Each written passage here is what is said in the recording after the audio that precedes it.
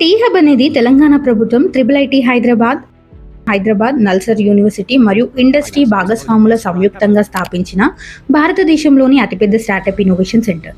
దీని తొలి దిశను 2015 నవంబర్ 5న గవర్నర్ ఎస్ఎల్ నరసింహన్, రతన్ టాటా మరియు కేటీ రామారావు గారు కలిసి ప్రారంభించారు. 2022 జూన్ 28న మన మాజీ సీఎం కేసీఆర్ గారు ప్రారంభించిన టీ హబ్ 2.0 రాయదుర్గలో 3.5 లక్షల చదరపు అడుగుల విస్తీర్ణంలో నిర్మించబడి భారతదేశంలోని అతిపెద్ద ఇన్నోవేషన్ క్యాంపస్గా నిలిచింది. టీ హబ్ ప్రధానంగా స్టార్టప్ల అభివృద్ధి కోసం వివిధ ప్రోగ్రాంలను నిర్వహిస్తుంది. వాటిలో ల్యాబ్ 32A అనే ఫ్లాగ్షిప్ ప్రోగ్రాం అత్యంత ప్రాచుర్యం పొందింది. ఇది ప్రారంభ దశ స్టార్టప్లకు మెంటరింగ్, ఫండింగ్ మరియు మార్కెట్ కనెక్షన్లను అందిస్తుంది. T Hub catalyst, corporate innovation మరియు టీ బ్రిడ్జ్ వంటి ఇతర కార్యక్రమాల ద్వారా స్టార్టప్లను అంతర్జాతీయ మార్కెట్లతో కలుపుతుంది. 2023లో అమెరికా ఆధారిత రెడ్బెరీ సంస్థతో కలిసి ఉత్తర అమెరికాలో తన గ్లోబల్ అవుట్ పోస్ట్ను ప్రారంభించింది.